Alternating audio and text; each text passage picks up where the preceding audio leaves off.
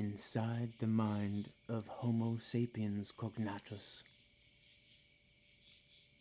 Written and narrated by Professor Dr. J.R.R. Trailer III, Esquire.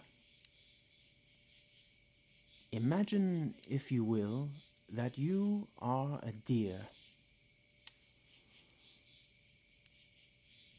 Now, as a deer, you were born knowing where you are in the food chain, and so you use your cunning agility and keen hearing to avoid the predators which you know, instinctively, are hunting you down, so that they might rip out your throat with their teeth. In the fields, forests, and swamps between and beyond our unique Homo sapiens experience, this is indeed how life still works, and has worked on this planet for many hundreds of millions of years. Deer must remain hidden from their predators, constantly fighting for survival, just as our own ancestors once did. The stakes are high for the deer. It must run and hide, or die in extreme pain. Consequently, deer are not commonly seen, except for those who venture unusually close to their natural habitat, hikers, hunters, and the occasional camping family, to name a few. Just imagine how strange it must be for a deer to observe humans. First, the deer might come across a camping family as they frolic about down by the river. Then that same deer may see some hunters dragging off a dead friend or family member. Those walking, hairless monkey types are unpredictable and dangerous, the deer is probably thinking. Best to play it safe and avoid them completely. And so deer tend to do just that. And indeed, you might never even see a deer on a casual camping trip, despite being practically surrounded on all sides by wild deer. In fact, you might not ever see a deer in the wild ever, unless, of course, you get lucky, or you spray your clothes down with horny female deer urine and trick some lucky buck into coming over to ask you out on a date. Truth be told, the outcome in either case here could be considered getting lucky. Essentially, the challenge of deer gazing is a very straightforward one. For every step you take towards a deer in the woods, the deer simply takes 100 steps in the opposite direction. You take another step forward, and the process repeats. This is due to the fact that the deer heard and smelled you coming from about a mile away, and thus quietly and quickly made its exit, long before you would even be able to see it, and often before you can even hear it escape. If deer were even better at hiding than they are now, then we might be inclined to believe that deer do not exist.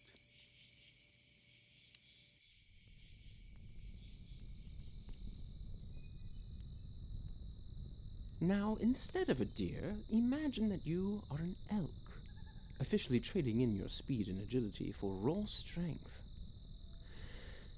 Ravenous wrestling bow hunters aside, you now seemingly have less to worry about when these strange, walking, hairless monkey types come traipsing around.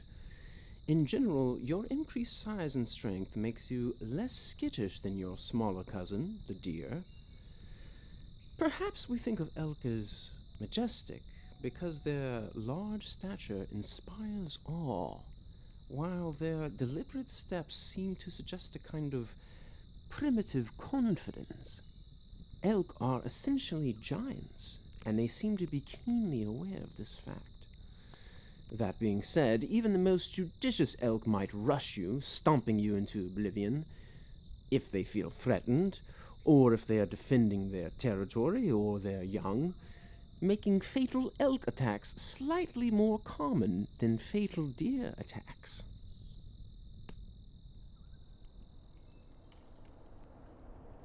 Finally, and most relevantly, imagine that you are a large chimpanzee. Biologically speaking, we are the most similar to chimpanzees, so it seems to follow logically that our hypothetical thought experiment here should be easiest when considering the chimpanzee, as opposed to a large elk or deer, right? Well, maybe not, thanks to the uncanny mental abilities of the primate brain. It turns out that certain species of primates are wildly more successful at hiding than other species, especially considering the list of recently discovered species. About one new primate species is discovered for every few years or so, give or take. And as humans venture farther into the darkest corners of our continents, in other words, the last remaining pristine and mostly untouched mountains, valleys, fields, caves, and rivers, each of which, on foot, seem to stretch on forever in all directions. In fact, chimpanzees were so good at hiding, we were not really aware of their lifestyle and subsequent primitive culture until about 1965, when a brave young primatologist by the name of Dr. Jane Goodall spent several rugged years alone with a group of chimpanzees deep in their natural habitat.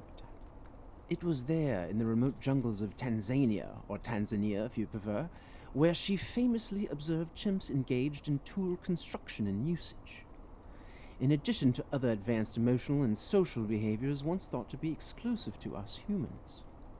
Her discovery was incredible at the time, and it changed the way we think about our unknown primate cousins and ancestors.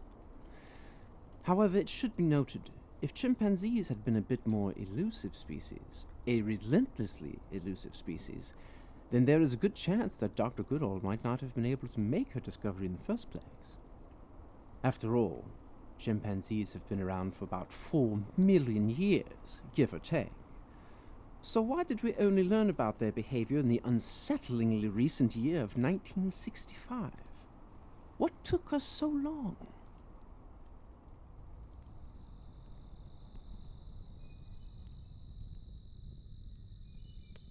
Sure, chimpanzees were pretty good at hiding, but certainly not world record hide-and-go-seek championship material like Cognatus.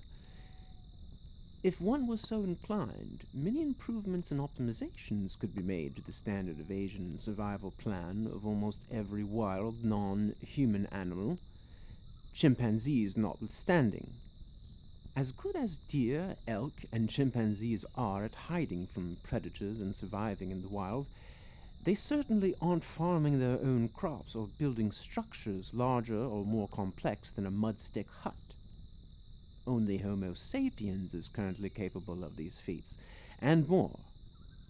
So the other species out there find their own way, evading and surviving, some nearing extinction, and they can only survive in proportion to their abilities and remaining natural habitat.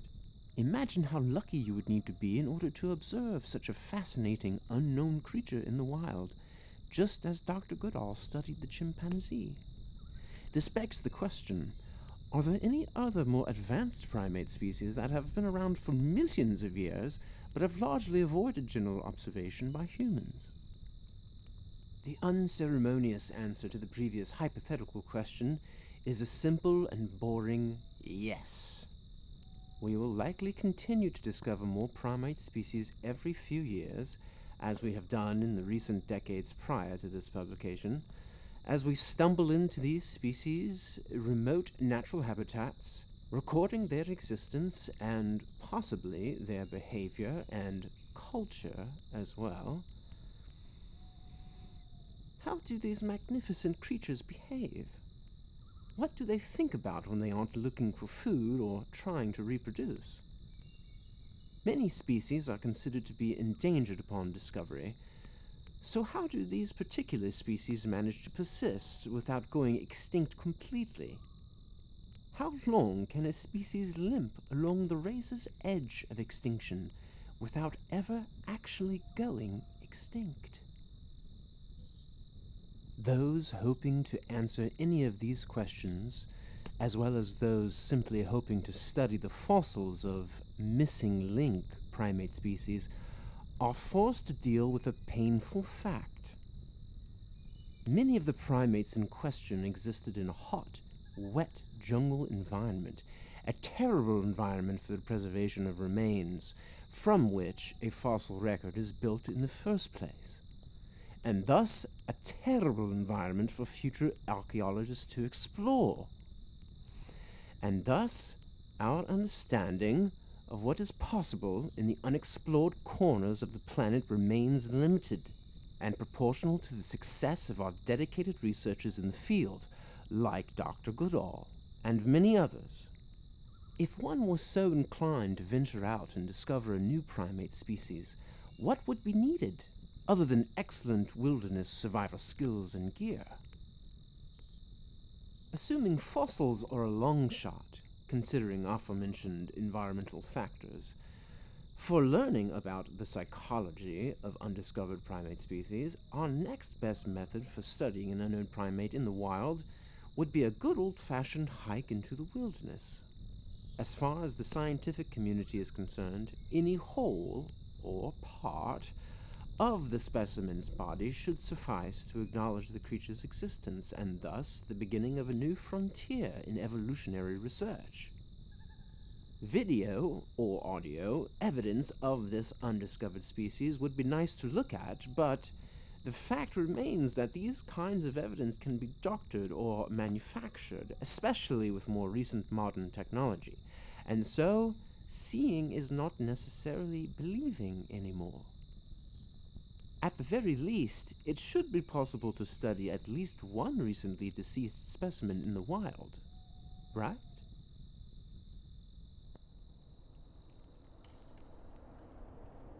In order to have any chance at finding such a recently deceased specimen, we would need to manage to survive within or around the creature's natural habitat long enough to also get lucky enough to stumble across a body before any predator or scavengers pick the carcass clean, potentially spreading or consuming the bones as well, making our search futile. Even worse, some primate species are known to engage in cannibalism. So if this undiscovered species has any kind of cannibalistic tendency, the odds of discovering an intact, lifeless specimen in the wild only get worse. Realistically, only those individuals with the fortitude to exist on the fringes of our civilization stand a real chance of getting this lucky. So, can we learn anything about currently undiscovered primate species from the small populations of humans who dare to thrive in these remote mountain and jungle habitats? Many indigenous tribes over the past thousands of years, some living in the most remote areas of their respective continents, have described a coexistence with large beast men of varying hairiness, a creature somewhere between a chimpanzee and a Neanderthal, and possessing surprising intelligence. These tribes' oral traditions seem to indicate a highly developed and healthy respect for, and in some cases, a kind of armistice with, these beastmen living on the fringes of their world, going so far as to voluntarily forfeit certain lands from the tribe to the beastmen, in the hopes that future generations on either side of the agreement will continue to respect the other's natural habitat, allowing for both species to prosper independently. However, if any such coalition existed, or still exists, between us, then that fact remains unproven in current day. In fact, virtually all of these traditions are considered to be nothing more than mythological stories or parables. despite similarities in the beast-man narratives from tribes who supposedly had no possible way of contacting one another. Assuming these oral traditions are more mythological than historical, it might help to start looking into past events and eyewitness accounts for any evidence supporting the oral traditions. Logically speaking, modern-day hunters are in a great position to contribute meaningfully here, as they tend to have lots of experience identifying and distinguishing between different animals, and happen to venture frequently, albeit temporarily, into the kind of environments where we would expect to discover a new primate species. Most importantly, modern-day hunters are alive and able to speak about their own experiences and thus able to reliably convey their observations using modern terminology, which leaves little information to be lost in translation or mistaken as mere myth. Unfortunately, even if a hunter does get lucky enough to actually observe a currently unknown primate species, we cannot simply accept, at face value, their eyewitness testimony, or drawings, or photographs, or video recordings, or audio recordings, or any other kind of physical evidence except bodily remains, due to the aforementioned authenticity issues with such evidence. And so it appears as if our search for a new primate species has come to a disappointing dead end. Or has it? What if we continued our search in the name of science? As Aristotle once remarked, it is the mark of an educated mind to be able to entertain a thought without accepting it. And so, in the course of this essay, I intend to do just that, diving inside the mind of Homo sapiens Cognatus.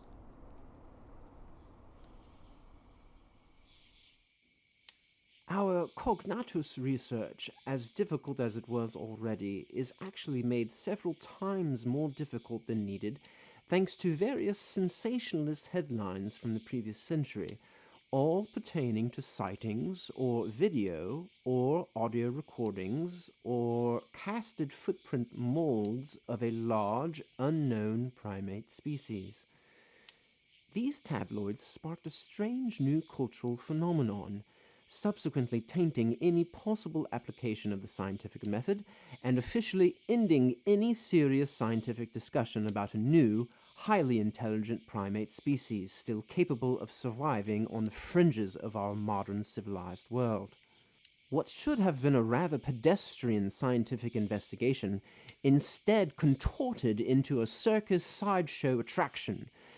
Consequently, there is a large incentive for the circus to continue selling tickets for the sideshow, thus giving rise to a perverse incentive for hoaxers to confound our search by introducing manufactured evidence into the equation.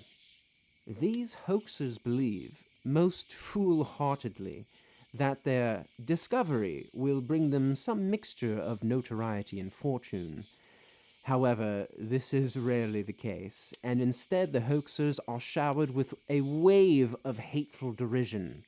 Despite this stigma of being a hoaxer by default, individuals who seem to have no desire for a life of tabloid-fueled fame continue to step forward, candidly admitting to their friends and family about what they know they saw while out in the wilderness. If every single one of these people, over the course of the last 2 centuries, and indigenous people before them, over the course of the last 1,000 years, all consciously decided to fabricate similar details and events, all corroborating one another and pointing to the existence of this same creature, then it is an extremely impressive coincidence that the physical evidence we have managed to collect in more recent decades, modern video, audio recordings, and casted footprint molds, continues to corroborate past eyewitness evidence. I feel like we already understand the hoaxer's motivations quite well. However, more elusive is the motivation of the seasoned hunter who, at great risk of being labeled a conspiracy crazy idiot hoaxer by friends and family, confesses, sometimes under great emotional duress, that they know what bears look like, and they know how bears walk, and they know for certain that they saw something else. Are some of these thespian hunters hoping to break out into a successful acting career with such a vividly emotional confession?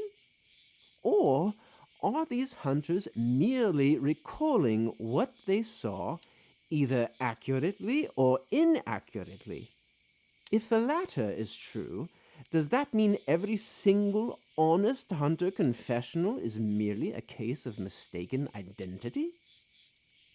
Before we write off every single honest hunter, hiker, camper, and anyone else with a seemingly credible eyewitness account or recording, we should at least hear them out and try to confirm which category their evidence falls under: hoax, mistaken identity, or observation of unknown species. This is the humane and indeed scientific thing to do, and surely their evidence must fall under one of these three categories, as there does not seem to be any other possible alternative explanation for the encounter. Necessarily, this brings us to what could be the best video recording of Homo sapiens cognatus to date: the infamous 16mm Patterson-Gimlin film, recorded in, or slightly before, 1967, alongside Bluff Creek, California, a tributary of the Klamath River, roughly 38 miles south of Oregon and 18 miles east of the Pacific Ocean. If Roger Patterson or Bob Gimlin did manage to acquire or construct an anatomically correct female monkey suit for the sole purpose of filming a hoax in 1967, then the monkey suit they used has proven to be, over the course of several decades, the most advanced prosthetic suit ever made by human hands. Apparently, this female monkey suit is, allegedly, an incredibly realistic combination of leg and arm musculature prosthesis, prosthetic breasts, and synthetic hair. Truly an incredibly difficult feat, even for present-day practical effects experts, and likewise an almost inconceivably difficult feat for practical effects experts living in the relatively primitive special effects era of the 1960s. The realistic breast movement alone, if accomplished via prosthesis during this time frame, makes the female version of this monkey suit exponentially more difficult to build than any male version would have been, a puzzling choice for supposed get-rich-quick hoaxes, especially considering a cheaper and less complex male suit would have been just as effective for the hoax, and thus cheaper and easier to accomplish. However, most impressive is the alleged suit's bodily proportions, and thus its infamous gait. Not quite how a human locomotes, but similar enough to seem like just another silly walk, easily reproducible by any sufficiently large human actor in a sufficiently complex female monkey suit. Or so the experts thought. In the decades since 1967, teams of zoologists, physical anthropologists, related experts in animal kinesiology, and other researchers have analyzed high-definition digital transfers of the original 16mm Patterson-Gimlin film footage, and their conclusions range from inconclusive to incredulous. Most notable, however, are the experts who set out to reproduce the film in its entirety, confidently assuming the film was a hoax, and thus easily reproducible given the right camera angle, human actor, gait choreography, and full-body prosthetics. After attempting to reproduce the gait with various human actors of various bodily proportions, utilizing various arm and leg extension prosthetics, these researchers have concluded that they couldn't quite conclude how even the most masterful practical effects experts might have constructed Patty, or her infamous gait, let alone the synthetic hair and musculature, which, in high definition, can be seen flexing and rippling exactly as real muscle tissue would move during locomotion. Even worse, these researchers were using updated prosthetic build materials and methodologies, none of which were available during the 1960s, and they still couldn't accomplish anything resembling the original film. Is it possible that Roger Patterson and Bob Gimlin simply accomplished their goal of observing an unknown primate species in an area where it had been recently reported?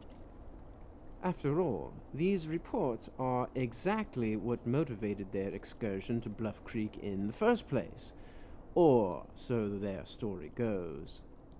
Unfortunately, we are currently unable to accept Patty as an authentic specimen of Homo sapiens cognatus, but we can keep her in mind. However, it is interesting to note that some of the more recent alleged video recordings of Cognatus, when analyzed frame by frame, do depict a gait almost identical to Patty's, which tells us at least one of the following is true. International hoaxers who have mastered Patty's gait since before 1967, or extremely elusive primate creatures naturally exhibiting this gait, are alive and well, being spotted on the secluded fringes of the American Northwest, northern Canada, Australian Southeast, and Asian rainforests and jungles, popular places for alleged recordings and sightings of Cognatus. Beyond Patty's infamous gait, there remains the casted footprint molds collected over the past century or so, almost all of which include anatomically correct primate muscular indentations, albeit not matching exactly any primate on record, indicative of the same peculiar gait. Furthermore, some footprint molds casted in a sequence, i.e. from the same long line of footprints in one location, clearly show deviations in musculature contortion from step to step, meaning dozens, or more in some cases, of footprint templates would be required in order to attempt hoaxing such casted molds. However, even with multiple footprint templates, the hoaxer would also need to ensure each template is sufficiently flexible, like a real foot, in order to successfully recreate the properly shaped facsimile of each casted mold on record.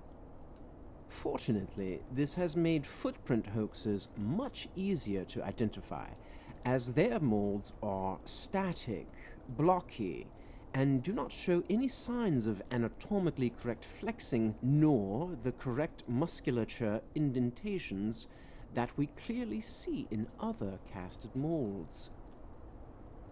But why care about this so-called physical evidence anyway? Ultimately, I aim to postulate what Cognatus might be thinking about, regardless of existential proof. Assuming at least some of the reports and video recordings collected over the past century are authentic, we see a species which appears to be largely benevolent, consciously choosing to remain as elusive as possible. Nature dictates that such a large animal would require a substantial caloric intake in order to survive, especially considering the fact that most intelligent brains require more energy to operate. So what is the Cognatus diet? Almost assuredly, Cognatus does not seem to be capable of utilizing fire as a tool, except perhaps in rare occurrences where embers from naturally occurring local fires, e.g. from lightning strikes or brush fires and wildfires, are captured and relocated to a cave or similar sheltered location where the embers can then be stoked into a fire and thus utilized as a kind of tool for heating and cooking, similar to how our ancestors probably utilized fire before they grew advanced enough to create fire on demand. As it turns out, the flora and fauna in these environments should be sufficient to feed smaller tribes of large primates, irrespective of any need for fire on demand. Fortunately for Cognatus, this raw diet eliminates the need for seasonal migrations and thus limits exposure to any humans who might also be in the area. Unfortunately for Cognatus, however, there is no such thing as a perfect evasion plan. And some would argue all non-hoaxed evidence gathered over the past 100 years is a clear testament to that fact. What if Cognatus did sometimes need to venture out closer to humans in order to survive? Could every member of Cognatus be a maximally judicious giant, respecting an age-old armistice with humans, avoiding us even when desperate for calories? Recall that cannibalism in great apes is relatively common, with chimpanzees leading in that particular popularity contest. Assuming members of the tribe are off-limits, for sentimental reasons, then the lonely hunter or hiker might make for an easy and fulfilling snack. But is there any evidence at all pointing to this kind of predation? A former police detective by the name of David Polides has researched thousands of missing persons cases in an attempt to answer this question. To date, he has classified over 1,000 missing persons cases which fit a very specific and unusual missing 411 profile.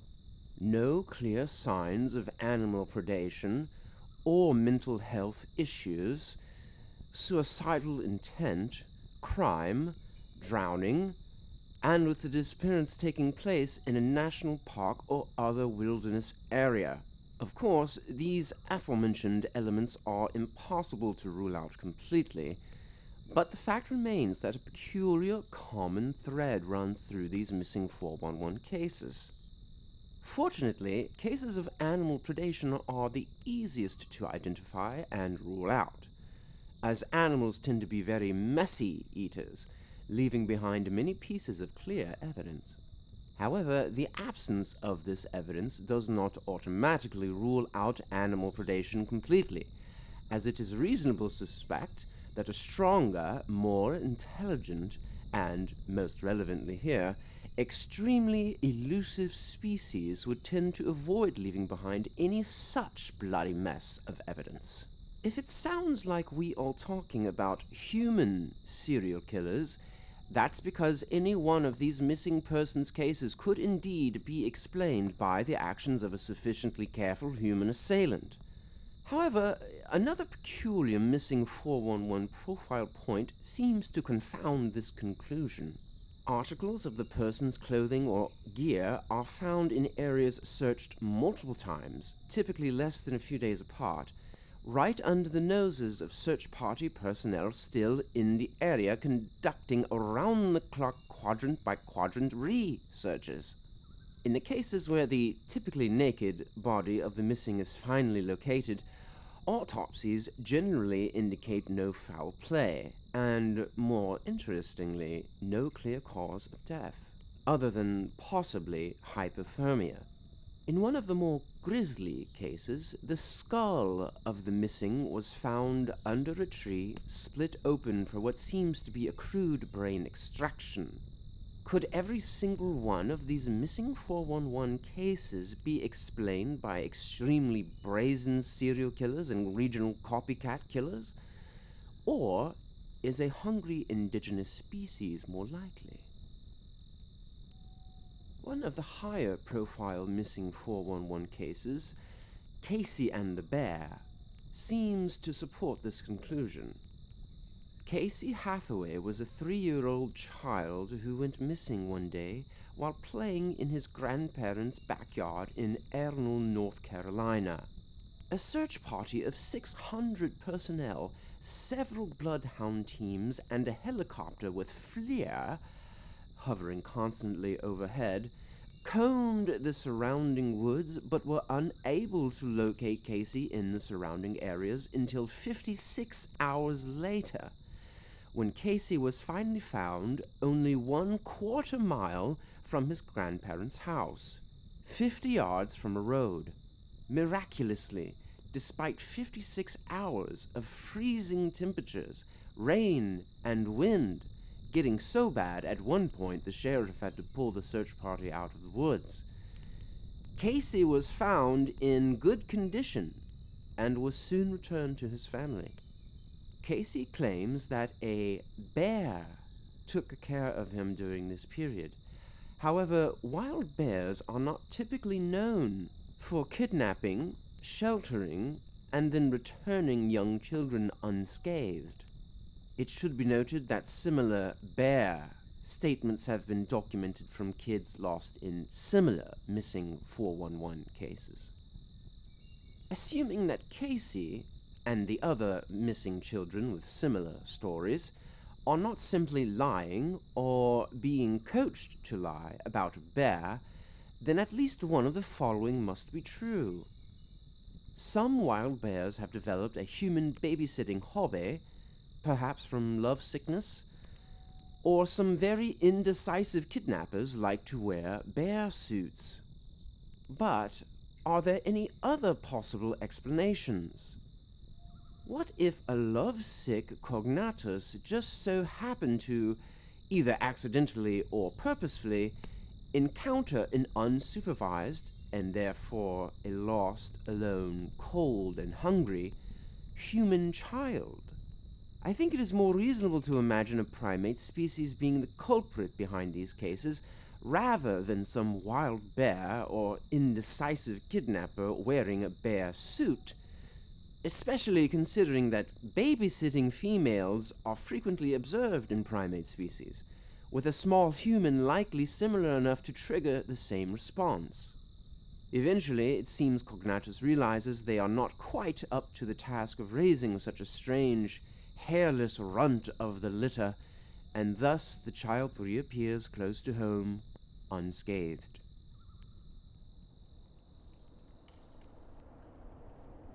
Has anyone spent considerable time under the care of Cognatus and lived to tell the story? The confession of one lumberjack, Albert Osterman, gives us an idea of what such a life might entail.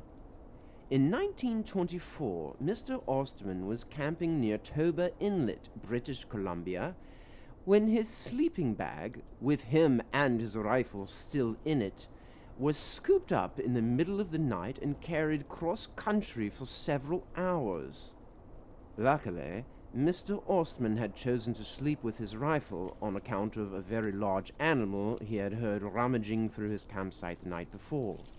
Bewildered and petrified, Mr. Osterman decided against trying to fight his way out of the sleeping bag, correctly assuming that any individual strong enough to carry him over the shoulder, now for quite a long distance, would also be strong enough to quickly quash any such getaway attempt. After his sleeping bag was set down, Mr. Osterman found himself surrounded by what he could only describe as a family of 4 upright man-beasts. One small female adolescent, a larger male adult, an even larger female, and the largest of them all, standing around 8 feet tall, the tall male who had just carried him and his camping pack over the shoulder for hours through shallow streams and rolling hills. Mr. Osterman contends that he did not attempt to use his rifle on the creatures, as they had done him no harm. Furthermore, his rifle might have been ineffective against such massive creatures, excluding a direct shot to the head. Mr. Ostman recalls that he must have been held captive by the family for about 6 days, periodically eating a sweet-tasting grass, which he would observe the creatures wash in water before serving. On the 6th day, while the largest male creature was away from the group, Mr. Ostman was given the opportunity to escape when the adolescent male, the only of the 4 creatures to be supervising him at the moment, curiously grabbed and ate a handful of Mr. Ostman's snuff while Albert was taking a pinch from his can. As the adolescent male swallowed the snuff and began choking with revulsion, Mr. Ostman decided that was his chance, quickly grabbing his gear and running away, using his knowledge of the waterways to get back to civilization. Whilst running, Mr. Ostman heard a loud shriek from behind him, just before the larger female appeared and briefly gave chase, retreating as soon as Mr. Ostman turned to fire his rifle in her direction. Assuming Mr. Ostman's story is not simply a wild fabrication, then we can only imagine the thought process and intentions behind his abduction. "Family, I have returned from my hunt," the father announces, setting down the sleeping bag containing Mr. Ostman. "I came upon this poor, lost, hairless one. He must have been banished from his tribe as well." Mr. Ostman wriggles his head out of the sleeping bag, stunned to see the mother, daughter, and son eyeing him down curiously. "Dear," the father addresses the mother, "I need to speak with you in private." The father and mother leave the others briefly for a private conversation. "Listen, my dear," the father begins. "I did not bring the hairless one back because he was lost. Of course, we see the hairless ones from time to time, and we do not interfere, just as the oath commands. But we are banished from our tribe, and so now we must try to start our own tribe. And our daughter—" "Darling," the mother interrupts the father, "I do not think your plan will work. A hairless albino dwarf? Our daughter already loves the one they call Ho-Che from the Wu-Ho clan." "Yes, dear, I know that," the father interrupts the mother with a stern snarl and grunt. "I hate that little runt." "Listen, my dear, do you remember the tale of the Kalash tribe? How they joined in love with the hairless ones long ago?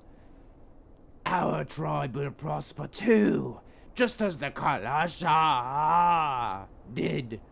I know it. And if this does not work, well, then we will just eat the hairless one. Deal?" "Deal," the mother confirms with a snort. Later, during breakfast, the father gets the ball rolling.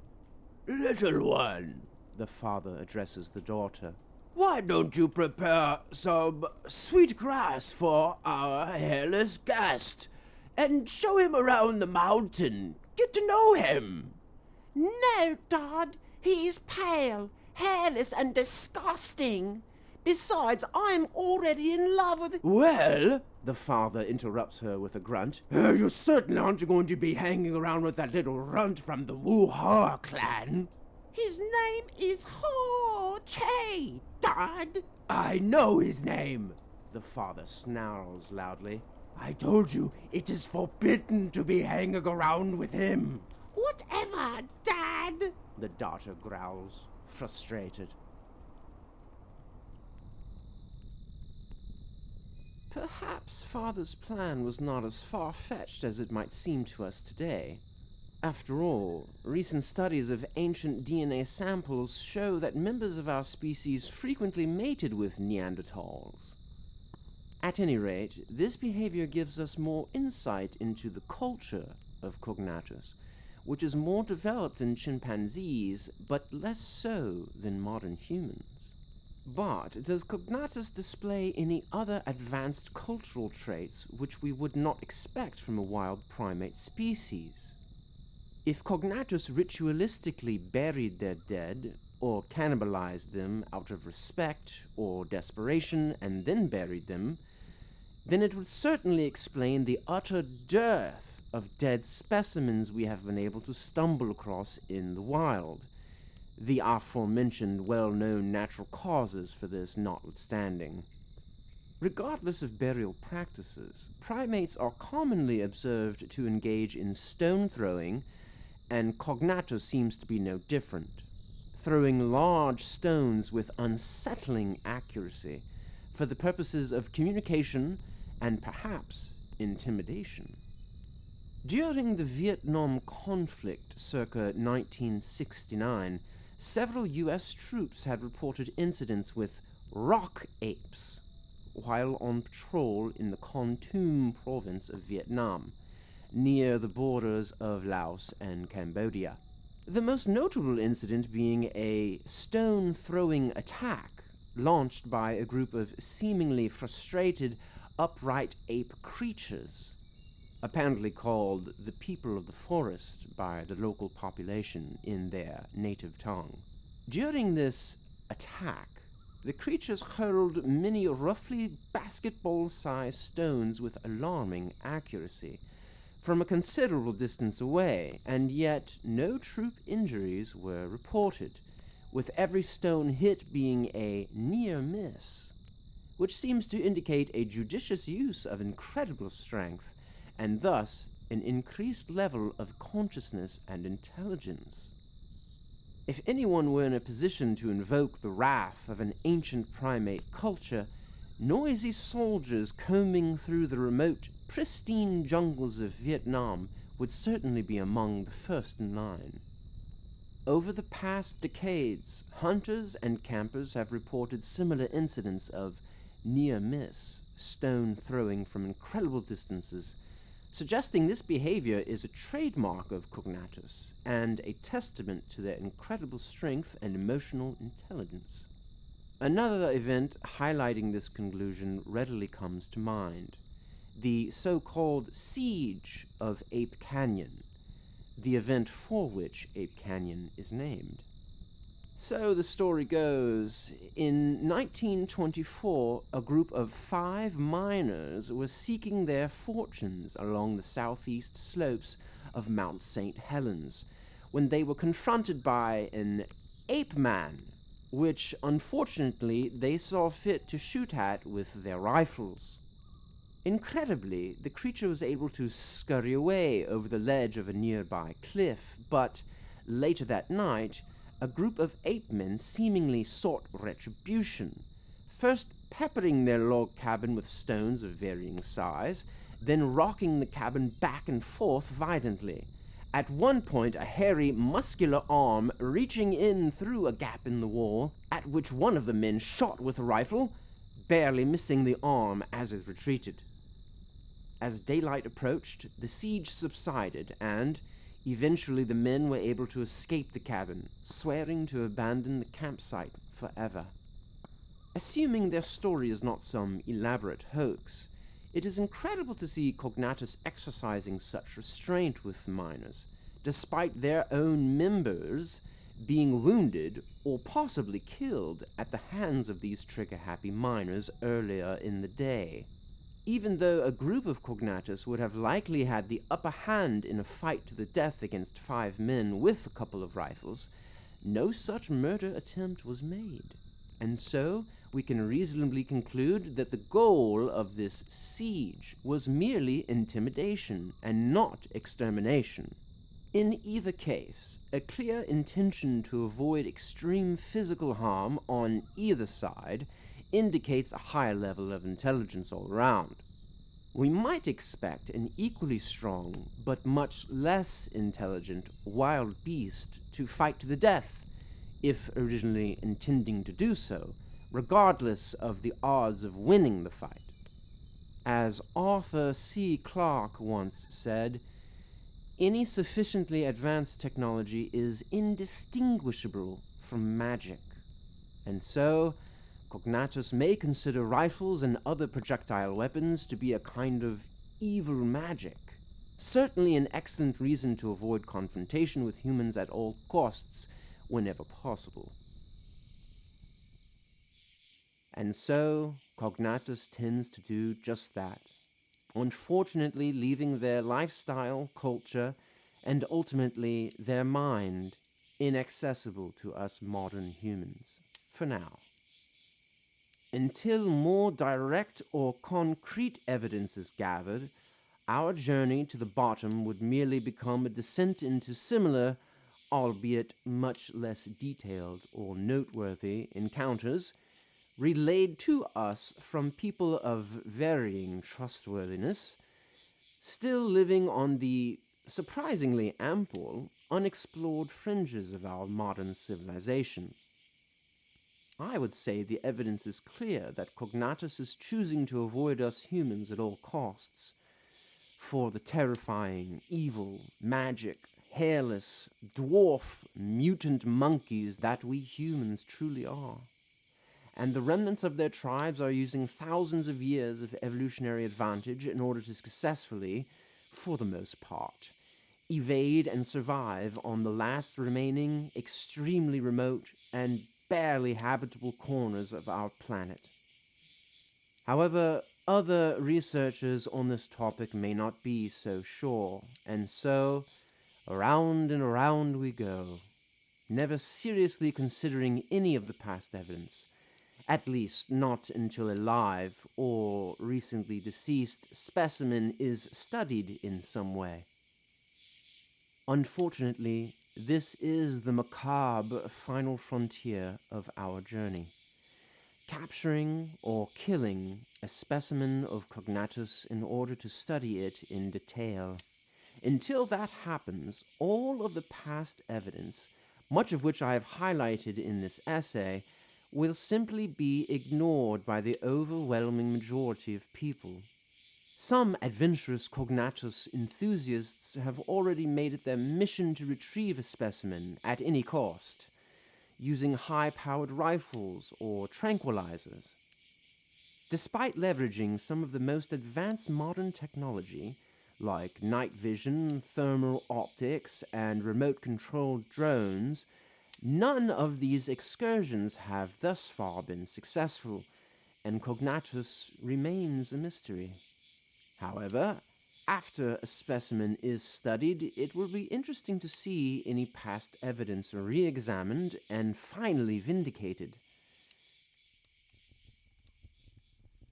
Until then, however, if we wish to know the mind of Cognatus, then we are presently stuck, limited to staring at our own reflection in the mirror and wondering wild, cave-dwelling thoughts.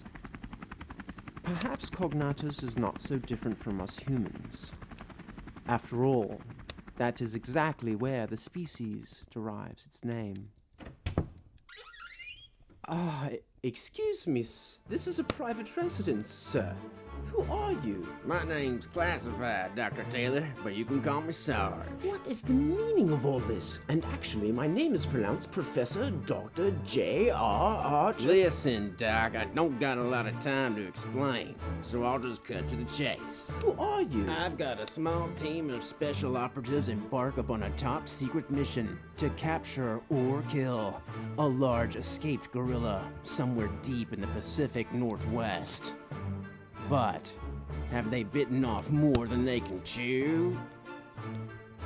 I'm sorry, we're just reading a log line or something. Damn it, Doc, pay attention. I'm giving you the damn mission briefing as we speak. Oh, I see.